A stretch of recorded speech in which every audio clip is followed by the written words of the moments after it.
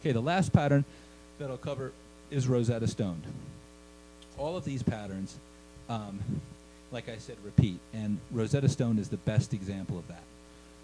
The way that I went about learning Rosetta Stoned is I just concentrate only on the snare and the kick drum. That's all that's important initially in learning that pattern. I call it a 5-part pattern that then reduces to a 4-part pattern.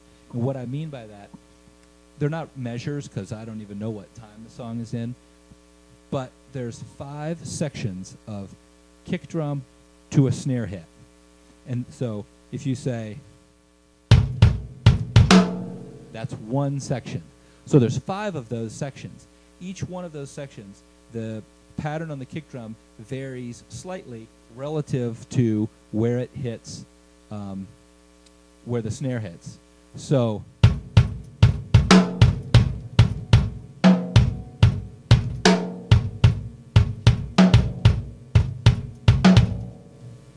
that was all 5 pieces. So that's 5 snare hits with 5 patterns in between, and then it repeats again.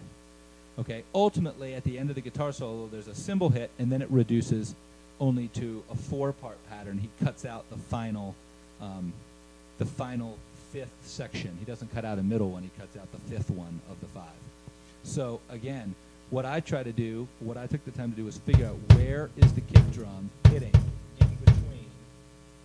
in between the snare hits, where is it hitting, and then where does it hit relative to the snare. So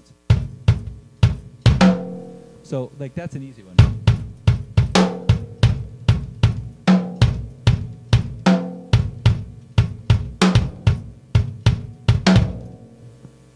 And then it starts again. So, I mean, I probably practiced that thing in the car for like every single time I got in the car.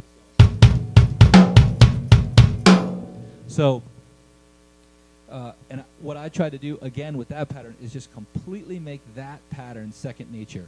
So when I added the hi-hat and then when I added the hands on the tabla drums, that I didn't even have to be thinking about the foot, that I had done the foot so many times that the foot could do that pattern while I was asleep, and I wouldn't even have to think about it.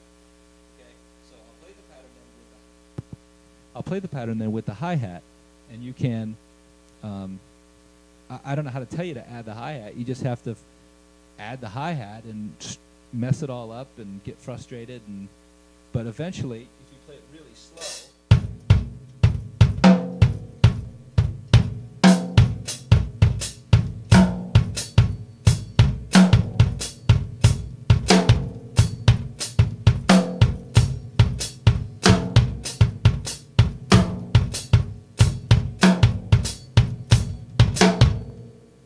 eventually you can play it so that you're not so frustrated.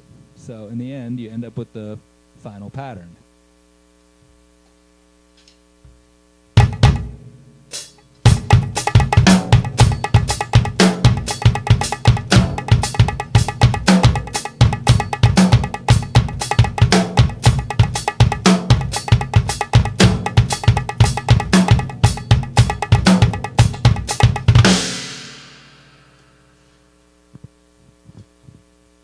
I don't know if that's what people are wanting. I don't know if that's helpful. That's what I do, is just try to identify the kick drum, number 1. Number 2, figure out where the pattern starts and where the pattern stops so that you understand the extent of the pattern, and then you can practice repeating it. And then 3, once you get the foundation laid of whatever the pattern is, whatever the parts you determine are the foundation, or for me, they're always the kick drum, and then either my left foot or my left hand. Get that down, totally second nature, and then lastly, add the accoutrements onto the top, of which in like reflection, there's tons of them, because there's, you know, all kinds of little cymbal hits or pad hits that you can use to augment the pattern. I hope that helps. That's how I figure out the patterns, and good luck.